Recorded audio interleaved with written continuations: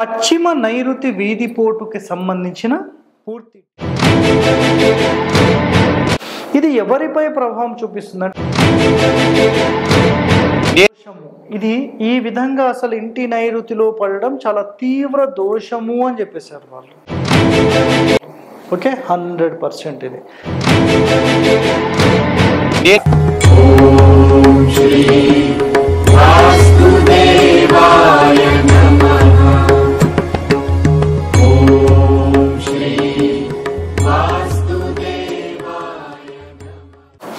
ప్రేక్షకులందరికీ నమస్కారం. సో ఈరోజు మనం వీధిపోట్లకు సంబంధించిన ఎపిసోడ్ సిరీస్ వైజ్గా మనం చేస్తున్నాం కదా.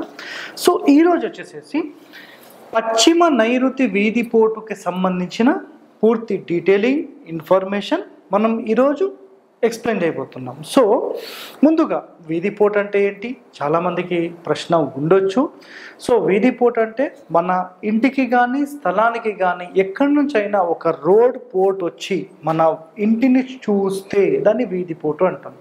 ఫర్ ఎగ్జాంపుల్ ఇది కనుక మన స్థలం ఉంటే ఇలా ఒక రోడ్ డైరెక్ట్గా మన ఇంటికి చూస్తుంది అనుకోండి, దాన్ని వీధిపోటు అంటాం. చాలా సింపుల్గా మీరు ఏదైనా లేఅవుట్ ప్లాన్ తీసుకోండి, దాంట్లో మీ ప్లాట్ అపోజిట్ నుంచి వెనక నుంచి పక్క నుంచి రోడ్ వచ్చి హిట్ అయితే అది మీకు వీధిపోటు కిందకి తీసుకుంటాం. సో వీధిపోటు ఉంటుంది, షూలో ఉంటుంది.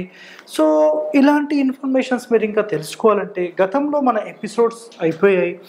సో ఆ ఎపిసోడ్స్ అనేవి మొత్తం చూడండి, మీకు టోటల్ క్లారిటీ అనేది వస్తుంది. సో ఈరోజు పశ్చిమ నైరుతి వీధిపోటు గురించి మనం ఇప్పుడు డిస్కస్ చేస్తున్నాం. సో నెక్స్ట్ అయితే ముందుగా దిక్కులు తెలుసుకుందాం. సో దిక్కులు తెలుసుకోవాలంటే మొట్టమొదటిగా చూడండి, తూర్పు ఫేసింగ్, ఈస్ట్, దక్షిణం ఫేసింగ్, పడమర ఫేసింగ్, ఉత్తర ఫేసింగ్. సో ఇక్కడ 4 ఫేసింగ్స్ అంటే 4 డైరెక్షన్స్ గురించి మనం చెప్పాం. సార్ మాకు తెలుగులో కూడా చెప్పండి అంటారు. తూర్పు, దక్షిణము, పడమర, ఉత్తరం. సో 4 ఫేసింగ్స్ ఇక్కడ మీకు కనబడుతున్నాయి, 4 డైరెక్షన్స్ కనబడుతున్నాయి. సో దిక్కులు అయిపోయింది. ఇప్పుడు మనకు దక్షిణ వీధిపోటుకు సంబంధించి గత ఎపిసోడ్ అయిపోయింది. ఇప్పుడు పడమరలో కుడివైపు పడమర నైరుతి పోటు. సో ఇది మరి ఇట్లా ఇంటికి హిట్ అవుతుందా, ఇక్కడ ఇంటికి హిట్ అవుతుందా, ప్లాట్కి హిట్ అవుతుందా అనే దాంట్లో మనము ప్లాట్కైనా తీసుకుంటాం, ఇంటికైనా తీసుకుంటాం. దేనికైనా మన పూర్వీకులు చెప్పిన నియమం అయితే ఒకటే, 100% ఇంటికి వీధిపోటు వీధి చూపులు ఉండకూడదు. ఒక మానవ నివాస గృహానికి ఎట్టి పరిస్థితుల్లో ఇవన్నీ ఉండొద్దు అనేది వాళ్ళు చెప్పిన మాట. శాస్త్రాలు వివరించేశారు. మరి ఇక్కడ ఉండొద్దు అని చెప్పితే వాళ్ళు ఖచ్చితంగా ప్రతి ఒక్కరు ఫాలో అయ్యారు, పెట్టుకోలేదు. అసలు వీధిపోట్ల ఇండ్లే పెట్టుకోలేదు వాళ్ళు. సో ఇది క్లియర్ అయిపోయింది. మరి ఇప్పుడు కాలం ఎట్లా అయిపోయిందంటే, సార్ మేము స్థలం కొన్న తర్వాత మాకు ఈ వీధిపోటు ఉందని తెలిసింది, మేము ఏం చేయాలి అనే పాయింట్ చాలామందికి ఉండే కాన్సెప్ట్. మరి దీనికి సంబంధించిన పరిష్కారం ఏంటి అంటే, మనం వీధిపోటు ఎక్కడుందో అక్కడ ఒక అడ్డుగోడలాగా ఒక 2 ఫీట్ గోడ కట్టేస్తే దాని ప్రభావం తగ్గుతుంది. లేదంటే ఒక బ్యానరు, లేదంటే చెట్లు, ఇవన్నీ పెట్టుకోవచ్చు. మరి ఆధునికులు ఏం చేశారంటే, అంటే ఆధునిక వాస్తు నిపుణులు అని చెప్పవచ్చు, ఒక 40 సంవత్సరాలు, 50 సంవత్సరాలు, 60 సంవత్సరాలు, ఒక 100 సంవత్సరాల నుంచి వచ్చిన వాళ్ళు, సరే మన పూర్వీకులు చెప్పలేదు, రైట్, ఓకే. మరి ఇలాంటి ఇండ్లల్లో వాళ్లకు ఏ సమస్యలు ఉన్నాయి ఒకసారి పరిశీలిద్దాం అనే ఒక కాన్సెప్ట్లో వీళ్ళు ఏం చేశారంటే, వాళ్ళ పరిశీలన చూసి రాసిన పాయింట్స్ కొన్ని ఇక్కడ నేను చెప్పాను. ఓకేనా, చూడండి.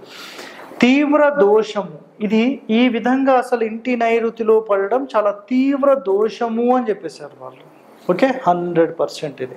నెక్స్ట్, ఇది ఎవరిపై ప్రభావం చూపిస్తుంది అంటే యజమానిపై, ప్రధాన కొడుకుపై చూపిస్తుంది అన్నారు. 2 కాన్సెప్ట్స్ ఇక్కడ. ఓకేనా, ఖచ్చితంగా తీవ్ర దోషాన్ని ఇస్తుందని చెప్పారు. నెక్స్ట్, యజమానిపై, కుమారుడిపై ఖచ్చితంగా ఇది తీవ్ర ప్రభావం చూపిస్తుందని చెప్పేశారు. నెక్స్ట్, సో ఇలాంటి ఇండ్లలో ఉండే మగవాళ్ళ ఏం జరుగుతుందంటే, తాగుడు ఎక్కువైపోయే అవకాశాలు ఉంటాయి.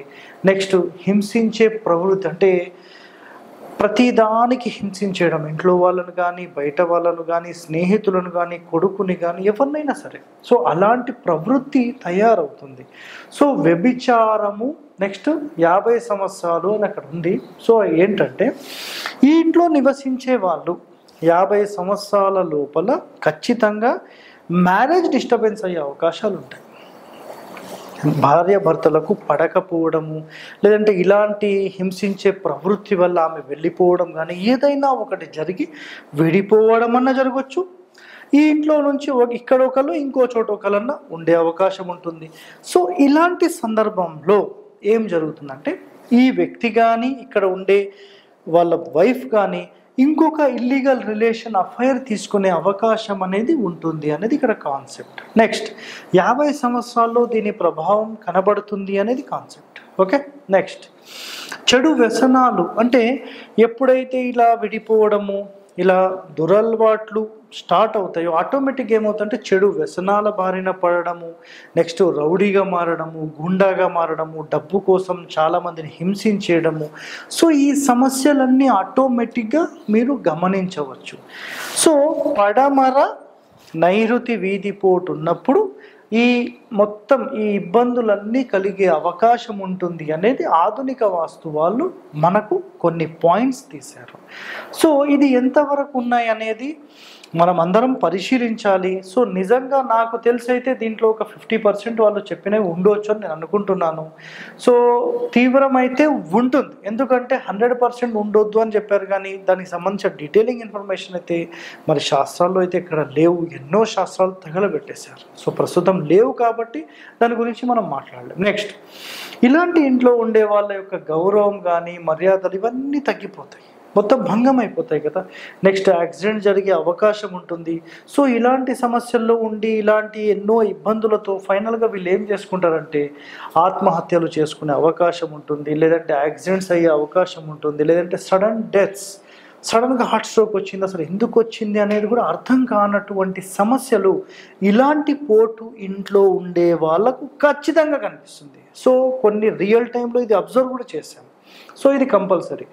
Next marriage problems, illegal relations ఇవన్నీ ఆల్రెడీ చెప్పుకున్నాం. సో మ్యారేజ్ ప్రాబ్లమ్స్ అంటే ఇక్కడ చూడండి, మ్యారేజ్ ప్రాబ్లమ్స్ అన్నప్పుడు ఈ ఇంటి లోపల అంటే ఇలాంటి పోటు ఉన్న ఇంటిలోకి ఎవరన్నా ఒక అబ్బాయి ఉన్నాడు, సరే ఆ ఇంటికి మన అమ్మాయిని ఇస్తున్నాము, ఆ ఇంట్లోకి వెళ్తే మ్యారేజ్ రిలేషన్స్లో వాళ్ళిద్దరికీ ప్రాబ్లమ్స్ వచ్చి మళ్ళీ అమ్మాయి రిటర్న్ వచ్చే అవకాశాలు ఎక్కువగా ఉంటాయి అనేది ఇక్కడ కాన్సెప్ట్. ఇక్కడ పాయింట్ అర్థమైందా మీకు?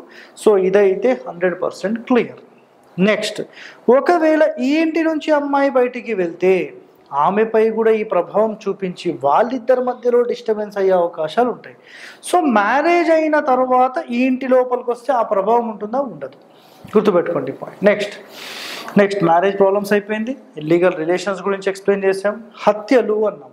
సో ఇలాంటి పోటు ఇంట్లో ఉంటే ఈ ఇంటి యజమానికి అంటే ఎవరన్నా ఏదన్నా ఇప్పుడు వీళ్ళు ఎక్కడన్నా ఫ్రాక్షన్ ఏరియాలో ఉన్నారనుకోండి, ఇట్లాంటి ఇంట్లో ఉంటే హత్యకు గురయ్యే అవకాశం అనేది కూడా ఉంటుంది.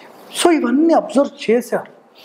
నిజంగా ఇవి మనకు కొన్నైనా పని చేస్తాయి, ఎందుకంటే ఎవరైనా 10 మంది బాగుండాలనే ఒక కాన్సెప్ట్లోనే కదా చెప్పేది. సో కాబట్టి ఇది 100% మనకు ఎంతో కొంత ప్లస్ చేస్తాయి. మీరు కూడా వీటికి సంబంధించిన పరిశీలన చెయ్యండి, చేస్తే మనకి ఇంకా ఎంతో సమాచారం మనకు తెలుస్తుంది. నెక్స్ట్ ఇక్కడ ఆఫ్టర్ మ్యారేజ్ ప్రాబ్లమ్స్ గురించి డిస్కస్ చేసాం. నెక్స్ట్ దీర్ఘకాలిక వ్యాధులు వచ్చే అవకాశం ఉంటుంది. ఫర్ ఎగ్జాంపుల్ మన క్యాన్సర్ అనుకోండి, పక్షవాతం కూడా వచ్చే అవకాశాలు ఉంటాయి. సో ఇవన్నీ చాలా సమస్యలతో కూడుకొని ఉంటుంది. సో దీనికి సంబంధించిన పరిష్కారం కూడా ఆల్రెడీ నేను ఇదే వీడియోలో చెప్పేశాను. సో అందుకనే వీడియో స్కిప్ చేయకుండా చూడండి. నెక్స్ట్ ఆర్థిక ఇబ్బందులు వచ్చే అవకాశాలు ఉంటాయి. సో ఇంత తాగుడు ఇవన్నీ చేయడం వల్ల మ్యారేజ్ డిస్టర్బెన్స్, హస్బెండ్ వైఫ్ విడిపోవడము, సో ఇల్లీగల్ రిలేషన్స్, దాని తర్వాత చెడు వ్యసనాల బారి పడడం, వీటన్నిటి వల్ల ఏమవుతుందంటే ఫైనల్గా ఇల్లు అమ్ముకునే యోగం వరకు కూడా వెళ్ళిపోవచ్చు. సో ఇలా జరుగుతుందండి, గుర్తుపెట్టుకోండి. ఆర్థిక ఇబ్బందులు ఖచ్చితంగా వస్తాయి, క్లియర్. దివాలా తీయడము, ఇల్లు అమ్ముకోవడం, ఇక్కడ చూసుకోండి తండ్రి కొడుకుల్లో వాళ్ళిద్దరికే పడదు, అలాంటి సమస్యలు తయారవుతాయి. ఎన్నో ఆటంకాలు, మీరు ఏది చేస్తే అది అందులో ఆటంకం. సో పూర్వీకులు క్లియర్గా అందుకని ఏం చెప్పేశారంటే అంటే ఇంత డీటెయిలింగ్గా చెప్పకుండా సింపుల్ ఒకటే మాట చెప్పేశారు, ఏంటంటే వీధి పోటే ఉండకుండా మీరు కట్టుకోండియా అని చెప్పేశారు, సింపుల్ మాట. సరే ఉంటే ఇవన్నీ జరుగుతాయని చెప్పారు, మరి ఒక్కసారి మీరు కూడా పరిశీలించండి. నిజంగా ఇలాంటి సమస్యలతో మనం ఉందామా? హ్యాపీయెస్ట్ లైఫ్ ఉండాలనేది అందరి కాన్సెప్ట్. ఇల్లు కొంటే ఎట్టి పరిస్థితుల్లో ఎలాంటి వీధిపోటు లేని ఇంటిని కొని మీరందరూ సుఖ సంతోషాలతో ఉండాలని మనం ఎప్పుడు కూడా కోరుకుంటూనే ఉంటాం. సో మీ అందరూ బాగుండాలని కోరుతూ మీ హరివాస్తు హరి. సో ఇలాంటి ఇన్ఫర్మేషన్స్, ఇలాంటి మంచి వీడియోస్ మీకు కావాలనుకుంటే మీరందరూ లైక్ చేయండి, సబ్స్క్రైబ్ చేయండి, 10 మందికి కూడా షేర్ చేయండి. థ్యాంక్ యూ అండి, ధన్యవాదాలు.